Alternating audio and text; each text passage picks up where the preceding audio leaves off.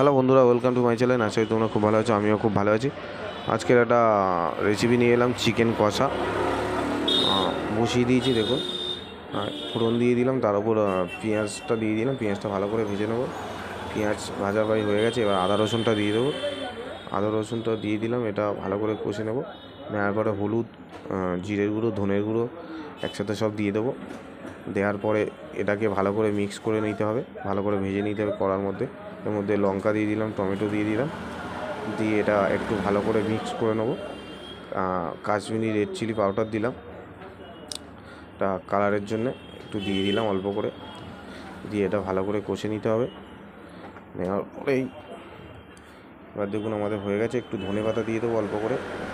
ধনে পাতা দেওয়ার পরেই মাংস দিয়ে দেবো, কমপ্লিট করে দেবো মাংসটা। মুরগির মাংস আজকে নিয়ে এলাম। মুরগির মাংস কষা হচ্ছে আমাদের। দেখুন দিয়ে ভালো করে মিক্স করতে হবে, মাখাতে হবে মাংসের সাথে। এটা মিট মশলা দেবো, একটু মিট মশলা দিয়ে দেবো ভালো করে। দিয়ে একটু ভালো করে কষাতে হবে। কষা পাই আমাদের হয়ে এসছে, তেল ছেড়ে দিয়েছে। এটা রেড চিলি পাউডারটা একটু কম হয়েছে, ওই জন্য আরেকটু দিয়ে দিলাম।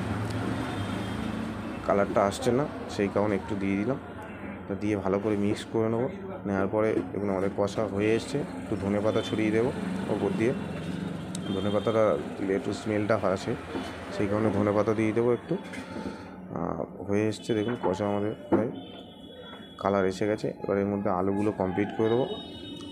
আলুগুলো প্রত্যেকটা আলুও কিছু সিদ্ধ হয়ে এসছে, অল্প একটু বাকি, এই জন্য লাস্ট টাইমে দিলাম আলুটা। মাংস কষা আমাদের হয়ে এসছে। কালারটা দেখুন খুব সুন্দর কালার এসছে। একটু টেস্ট করে দেখা যাক কেমন হয়েছে কষাটা। কষা মাংস খেতে খুব সুন্দরই লাগে, যেন দারুণ খেতে লাগে।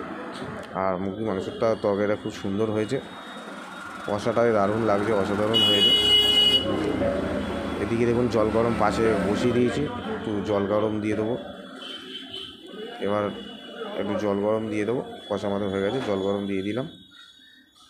দিলে একটু কিছুক্ষণ ফোটার পরে মাংস সিদ্ধ প্রায় হয়ে এসছে, একটু ফোটার পরে নামিয়ে নেবো। দেখুন কালারটা দেখুন খুব সুন্দর এসছে কালারটা। বেশি জল দেবো না, একটু কষা কষা বানাবো। কালারটা দেখুন মাংসর আমাদের রেডি হয়ে গেছে বন্ধুরা, দারুণ লাগছে দেখুন মাংসের কালারটা। ভালো লাগলে অবশ্যই লাইক, কমেন্ট, শেয়ার, সাবস্ক্রাইব করবেন বন্ধুরা। আর নেক্সট ভিডিওতে আবার দেখা হচ্ছে তোমাদের সামনে। অনেকদিন ভিডিও ছাড়তে পারছি না, একটু প্রবলেমের জন্যে। ভালো থাকবেন সবাই, সুস্থ থাকবেন। বাই বাই বন্ধুরা, টাটা, বাই বাই।